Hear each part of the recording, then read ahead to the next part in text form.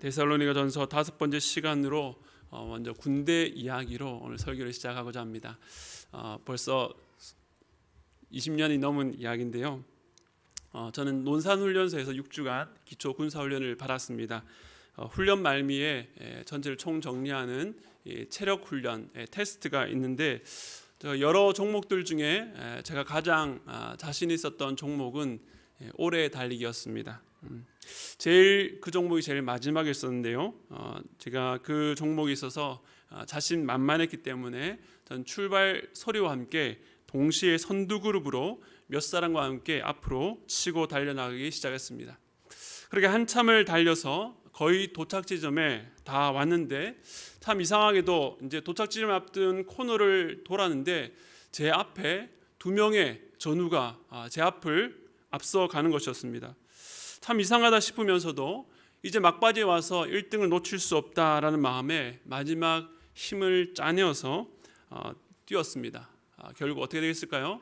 그 두 명도 막판에 뒤집기를 해서 도착을 했는데, 웬걸요? 제가 들어와 보니까 이미 저희 중대 동기들이 다 앉아 있는 것이었습니다. 심지어 뚱뚱한 친구들까지 앉아 있었는데, 들어온 순서대로 앉다 보니까 저는 제일 첫 번째인 줄 알았는데 거의 끝에서 5번째에 앉게 되었습니다. 이게 어떻게 된 일일까요? 오래 달리기 코스가 고정된 운동장을 몇 바퀴 도는 것이 아니라 훈련소 안의 여러 건물들을 지나고 좀 코스가 복잡했습니다.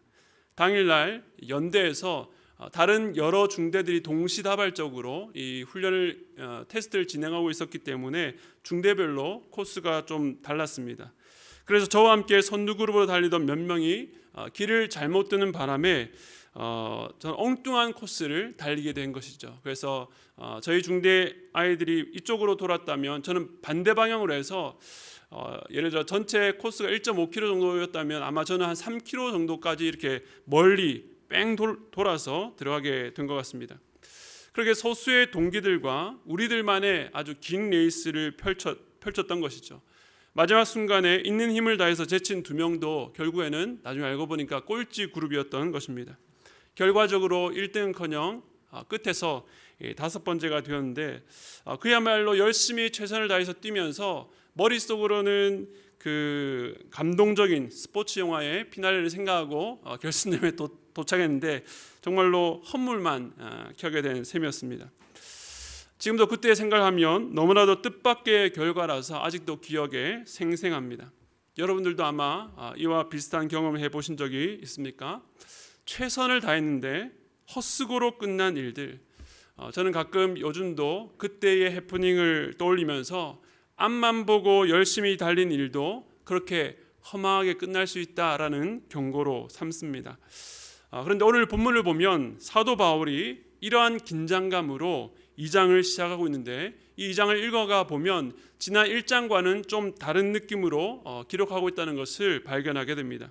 지난 1장에서 바울은 데살로니가 성도들을 위로하면서 그들이 하나님 안에서 어떤 존재인지를 가지고 그들의 정체성을 확인하면서 그들을 위로했고, 또 그들로부터 들려오는 소식, 믿음과 사랑과 이 소망의 소식으로 인해서 그들을 칭찬하고 그들을 세워주는 그런 편지를 썼습니다. 그러니까 그 이야기의 중심에는 데살로니가 성도들이 있었던 것입니다.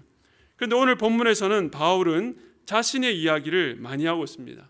그러면서 오늘 성경 한번 보시면요, 1절 하반절에 너희가 친히 아나니, 그리고 그 다음 2절을 시작하면서 너희가 아는 바와 같이, 끝으로 5절을 보면 너희도 알거니와 라고 거듭 말하고 있습니다. 이 말들을 구어체로 바꾸어서 표현한다면 마치 너도 알지? 내 말 맞지? 내가 무슨 말 하는지 알겠지? 라고 하면서 상대방에게 자기가 지금 말하고 있는 내용들을 계속해서 확인하며 동의를 구하고 있는 것이죠.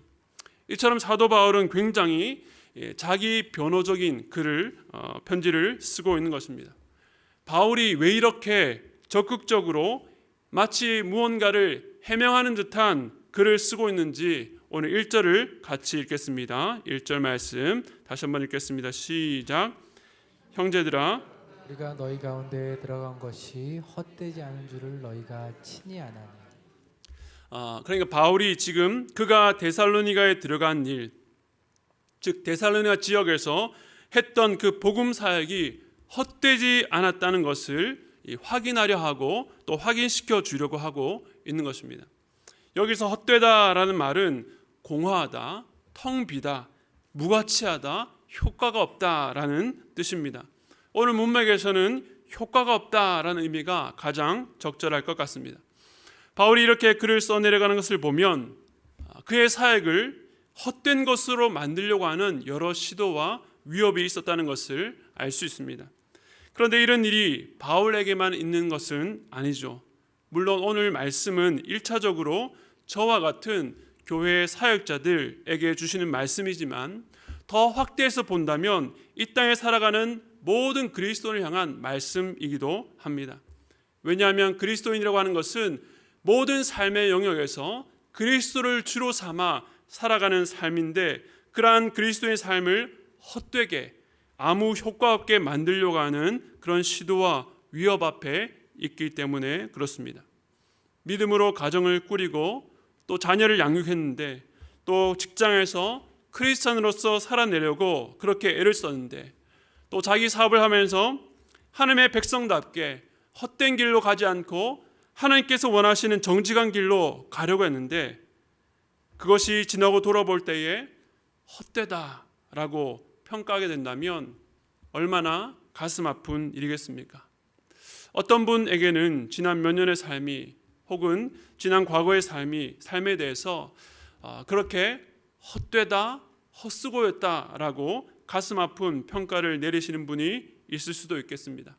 그러나 중요한 것은 그렇다 할지라도 그것이 최종 평가는 아니라는 사실입니다. 우리가 오늘 이 말씀 앞에 서 있다는 것은 아직 우리에게는 기회가 있다라는 의미입니다.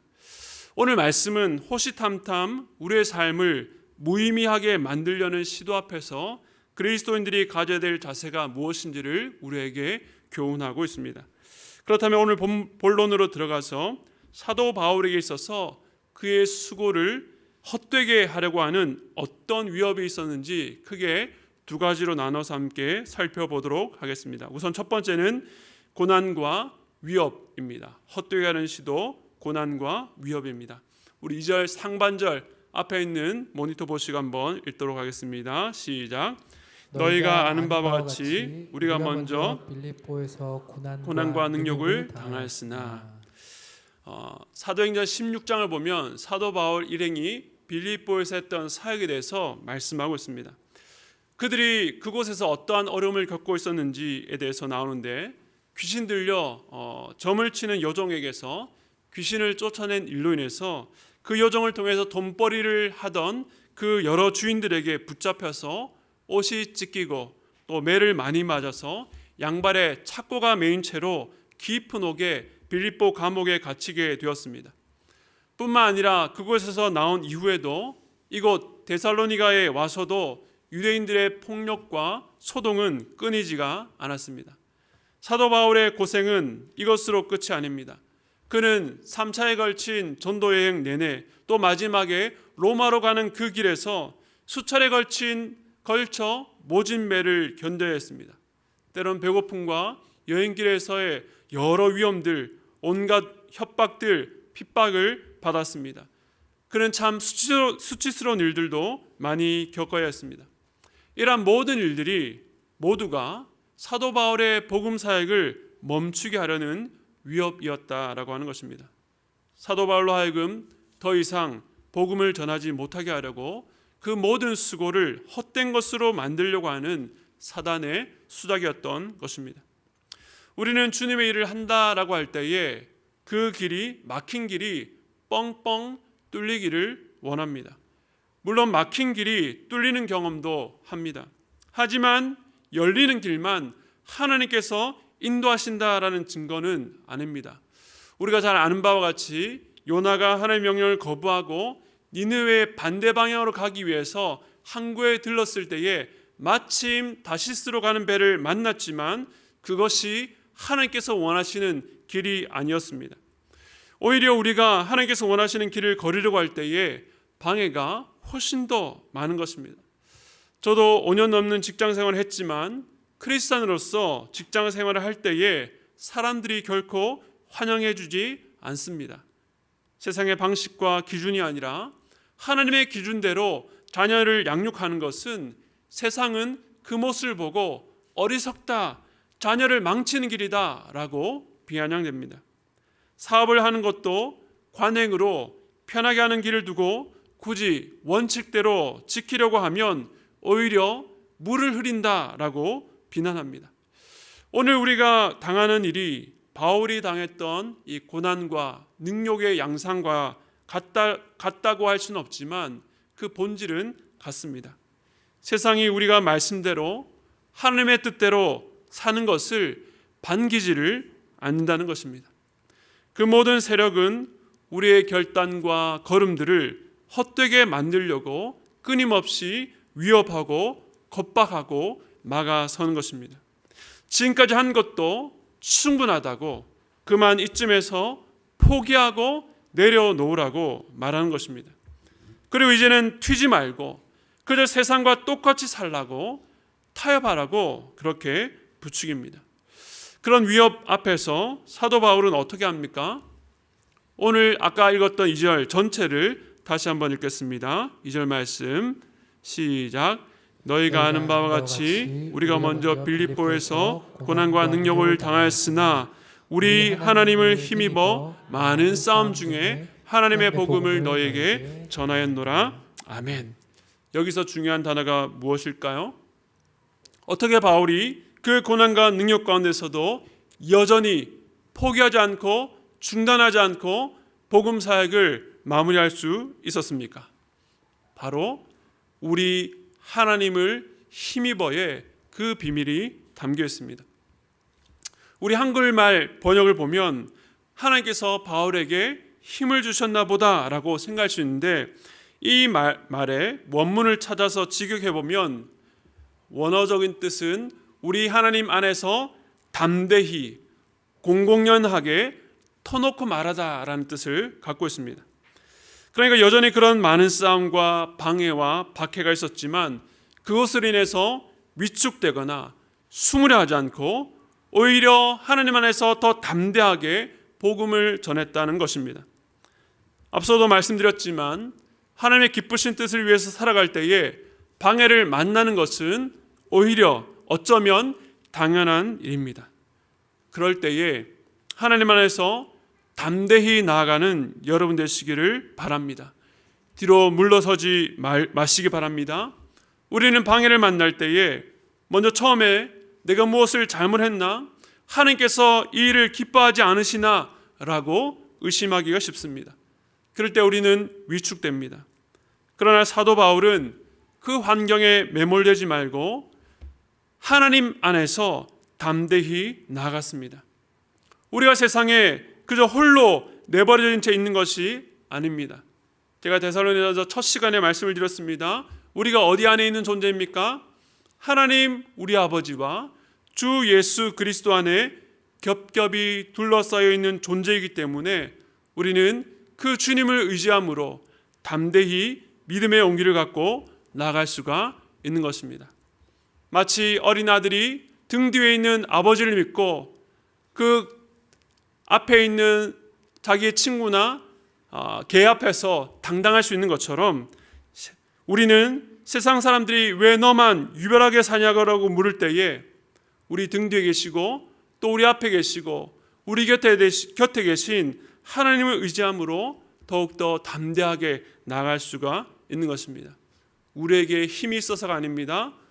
우리를 둘러싸고 계시는 그 하나님께서 지혜로우시며 능력이 한이 없기 때문에 우리는 그 안에서 담대할 수가 있는 것입니다. 이제 헛되게 하려는 두 번째 방해를 보겠습니다. 두 번째 방해는 타협입니다. 타협. 우리 본문 3절과 5절을 차례대로 읽겠습니다. 먼저 3절 말씀 시작. 우리의 권면은 간사함이나 부정에서 난 것이 아니요 속임수로 하는 것이 아니라. 그 다음 5절 말씀입니다. 너희도 알거니와 우리가 아무 때에도 아첨하는 말이나 탐심의 탈을 쓰지 아니한 것을 하나님이 증언하시니라. 아멘. 이 말씀에서 사도 바울은 자신이 전했던 복음에 포함되지 않았던 것, 없었던 것을 계속해서 부정문의 형태로 말하고 있습니다. 방금 읽었던 두 절에서 나열된 것을 쭉 보면 간사함, 부정, 속임수, 아첨과 탐심입니다. 각각의 의미에 있어서 약간의 차이와 강조점은 다르겠지만 전체적으로 볼 때에 비슷한 느낌의 단어들입니다. 바로 거짓과 더러움, 바른 길에서 이탈한 것, 또 미혹하여 바른 길에서 누군가를 이탈시키는 것들입니다. 첫 번째 방해였던 고난과 능력이 아예 복음을 전하지 못하도록 하는 시도였다라고 한다면, 두 번째 방해인 이 5가지 요소들은 복음을 전하기는 하되 그 안에 이런 몇 가지 요소들을 첨가하라고 타협하는 유혹이라고 할 수 있습니다. 왜 복음을 전하는데 간사함이 들어가고 부정과 속임수와 아첨과 탐심이 뒤섞여 들어가야 됩니까? 사도 바울이 자기가 전한 복음에서 이런 것들이 없다라고 말하면서 4절과 6절에서 강하게 주장하는 것이 있습니다.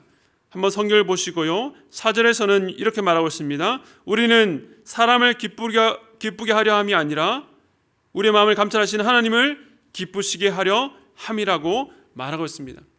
사람을 기쁘게 하는 일이 나쁘다는 것이 아닙니다. 무엇과 비교하고 있죠? 하나님을 기쁘시게 하는 것을 비교하고 있는 것입니다. 즉 사람을 기쁘게 하는 것과 하나님을 기쁘게 하는 것이 서로 충돌될 때에 우선순위를 어디에 둬야 됩니까? 사람을 기쁘게 하는 것이 아니라 하나님을 기쁘시게 하는 일에 우선순위를 둬야 된다는 것입니다. 우리가 어떤 일을 하려고 할 때에 이것이 사람은 기쁘게 하는 것이지만 하나님을 기쁘게 하지 못하는 일이라고 할 때는 어떻게 됩니까? 그것을 포기해야 되는 것이죠. 그리고 6절을 보면 우리는 사람에게서 영광을 구하지 않는다라고 주장합니다. 다시 말하면, 정리하면요, 왜 복음에 아까 말했던 이 5가지 등과 같은 불필요한 요소들이 첨가됩니까? 왜 사람들이 복음 안에 이런 요소들을 첨가시킵니까? 그 목적은 하나입니다. 사람을 기쁘게 하고 사람에게서 영광을 받으려고 하는 목적을 갖고 있기 때문에 그 안에 거짓과 탐욕과 아첨, 간사함이 들어가는 것이죠. 이 요소들은 당장의 사람을 기쁘게 하려 하고 그 사람에게서 무언가를 얻고자 하는데 꽤 효과가 있기 때문에 그런 요소들을 첨가하는 것입니다. 이것은 사도 바울이 데살로니가 지역에서 복음을 전할 때에 방해를 받았던 주된 이유이기도 했습니다. 첫 시간에 말씀드린 바와 같이 이 데살로니가 지역에서 사도 바울이 긴 시간 동안 머물면서 복음 사역을 하지 못했습니다. 회당에서는 단 3안식일 동안에만 말씀을 전할 수 있었습니다. 왜 그랬습니까? 유대인들의 박해가 있었기 때문에 그렇습니다. 심지어 이 지역의 유대인들은 데살로니가 지역을 벗어나서 베레아라는 지역까지, 원정까지 와서 이 사도 바울의 복음 사역을 방해했습니다. 이 유대인들이 왜 그렇게 사도 바울 일행을 싫어했을까요? 물론 그들이 겉으로 내세우는 대의 명분은 하나님을 위해서였을 것입니다. 그런데 사도행전 17장 7절을 보겠습니다. 사도행전 17장 7절, 그 중에 어떤 사람 곧 경건한 헬라인의 큰 무리와 적지 않은 귀부인도 권함을 받고 바울과 실라를 따르나. 사도 바울이 데살로니가 지역에서 회당에서 복음을 전하자 경건한 헬라인의 큰 무리와 적지 않은 귀부인들이 바울과 실라를 따랐다라고 말씀하고 있습니다. 이들이 어떻게 회당에서 말씀을 들을 수 있었을까요? 이들은 이방인, 즉 헬라인이면서도 유대교에 입교했던 유대교 신자였기 때문입니다. 그런데 그들이 여느 날처럼 회당에 왔는데 마침 그때 왔던 사도 바울로부터 복음을 듣게 되었고 그 진리를 들을 때에 그 마음에 감동이 와서 개종을 하게 된 것이었습니다.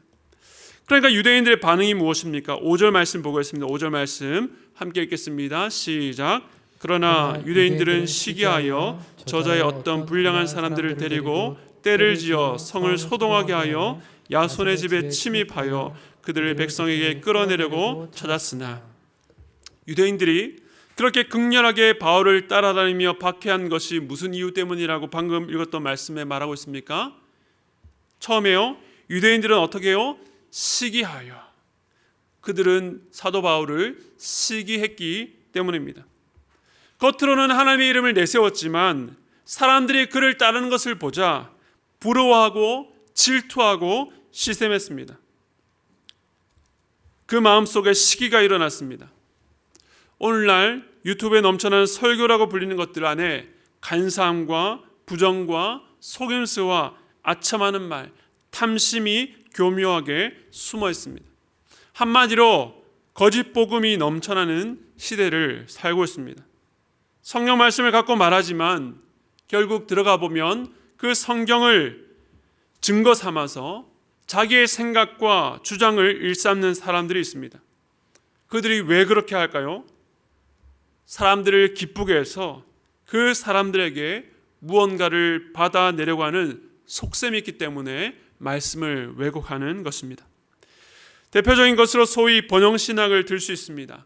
단순하게 말하면요, 예수 믿으면 복 받는다는 것인데 그 복이 성경 전체가 말하는 복이 아니라 세상이 복으로 생각하는 것, 현세적인 복을 추구하게 한다는 것입니다.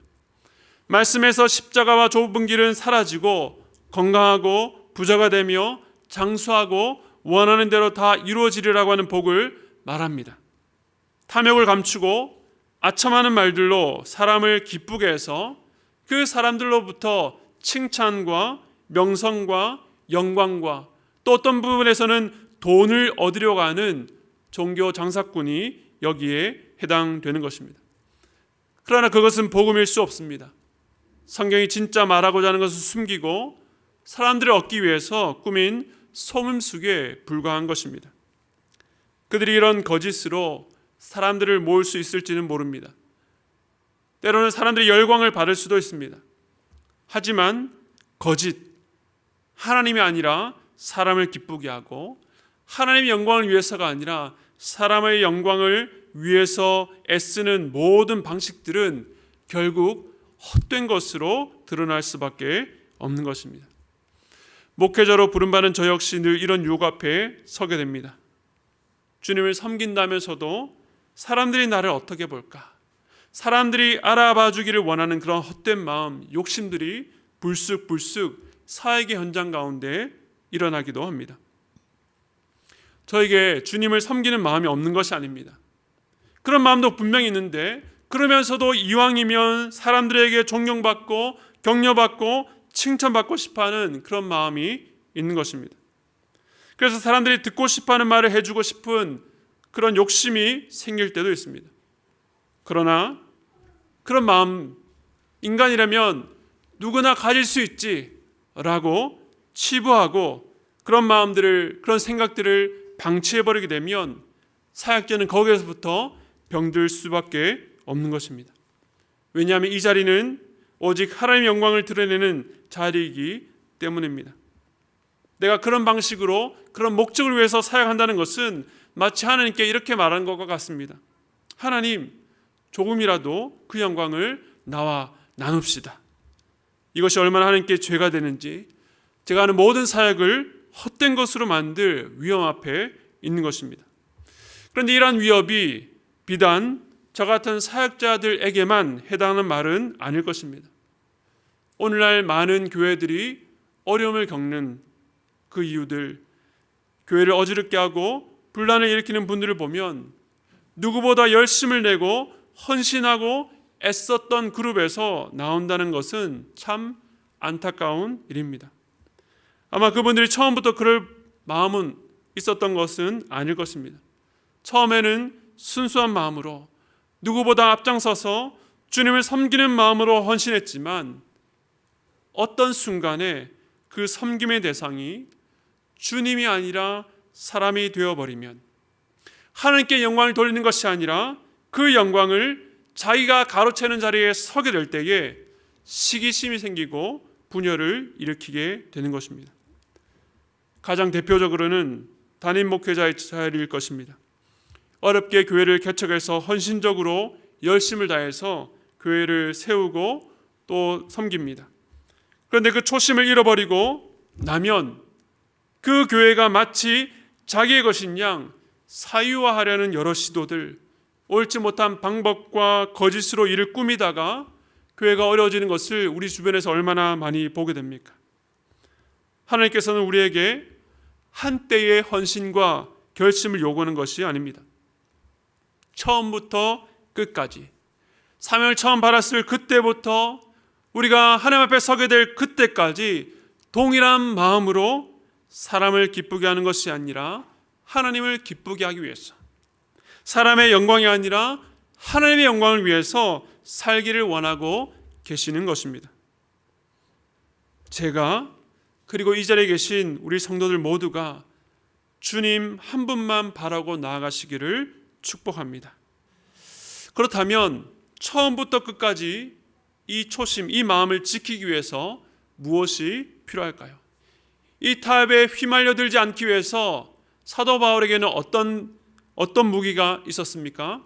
저는 오늘 4절 상반절에서 그 해답을 찾을 수 있었습니다. 우리 4절 상반절 함께 읽겠습니다. 시작. 오직 하나님께 옳게 여기심을 입어 복음을 위탁받았으니. 아멘. 이것은 바로 사도 바울의 부르심이었습니다. 그는 이렇게 말합니다. 그가 전하는 복음에 왜 사람을 기쁘게 하는 요소, 사람에게 영광을 받으는 요소를 넣을 수 없는가? 그 복음이 바울의 것이 아니라, 자신의 것이 아니라 하나님께로부터 위탁받은 것이기 때문입니다. 그는 전혀 감당할 수 있는 자격이 없는 자였으나 하나님께서 그를 선택하시고 그를 삼으셔서 그에게 보배로운 복음을 위탁하셨기 때문에 그렇습니다. 그렇기 때문에 상황과 자신의 편에 따라서 바꾸거나 변개할 수 있는 것이 아닙니다. 처음에도 주님의 것이요 마지막까지 주님의 것이기에 사람이 그 위에 무언가를 더하거나 빼거나 변형해서는 안 되는 것입니다. 하나님께서 제게 하나님 일어선 교회를 세우는 일을 위탁하셨습니다. 제가 담임 목회자이지만 이 교회는 제 것이 아니라 바로 주님의 것입니다. 2022년 시작할 때도 그렇고 제가 이 교회에서 사역을 마치는 그때까지도 동일할 것입니다. 그런데 교회를 세우는 일은 목회자에게만 주어진 사명이 아닙니다. 이 자리에 계신 성도님들, 또 하나님 일어선 교회의 모든 성도들과 함께 끝까지 붙들어야 될 사명입니다. 이 어두운 시대에 교회 개척이 그 어느 때보다 힘들다는 이 시대에 하나님께서 우리에게 교회를 개척하는 이 일을 위탁하셨습니다. 우리가 어떻게 해야 되겠습니까? 사람을 기쁘게 하는 것이 아니라 우리의 마음을 감찰하시는 하나님을 기쁘시게 해야 될 줄로 믿습니다. 사람에게서 영광을 구하려 하지 않고 오직 하나님께만 모든 영광을 올려드려야 될 줄로 믿습니다. 뿐만 아니라 우리의 삶이 바로 복음으로 위탁받은 삶입니다. 하나님께서 우리에게 주신 복음은 그저 지식으로서의 복음만을 말하는 것이 아닙니다. 우리가 복음을 위탁받았다면 그 복음을 듣게 된 그리스도인으로서 우리가 살아가는 모든 영역에서, 가정생활과 배우자의 관계 속에서, 자녀를 양육하는 과정 속에서, 직장에서, 사회에서, 친구들과 만나는 모든 관계 속에서 무엇을 첨가하면 안 됩니까? 간사함과 부정과 속임수와 아첨과 탐심이 들어가면 안 됩니다. 우리의 삶 자체가 복음이 무엇인지를 세상 가운데 반영하는 거울이기 때문에 그렇습니다. 내 삶이 내 것이 아니라 하나님께 위탁받은 것이니 주님을 위해 사는 인생, 주님을 기쁘시게 하며 주님께 영광 돌리는 삶을 살도록 우리는 부름받았다는 사실을 여러분 꼭 기억하시기 바랍니다.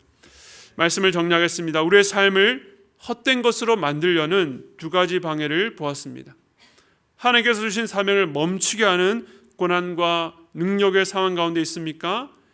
뒤로 물러서거나 포기하지 말고 하나님을 힘입어, 즉 하나님 안에서 담대하게 계속 나아가시기를 바랍니다. 여러분에게 주어진 사명의 거짓과 탐욕과 속임수와 같은 세상의 방법으로, 세속적인 욕망으로 섞으려는 모든 시도와 유혹에 대해서는 그 복음이, 여러분을 부르신 그 사명이 여러분의 것이 아니라 주님께서 여러분에게 위탁하신 것임을 기억하고 하나님께만 기쁨이 되고 하나님께 영광이 되는 삶을 살아가는 저와 여러분 되시기를 축복드립니다.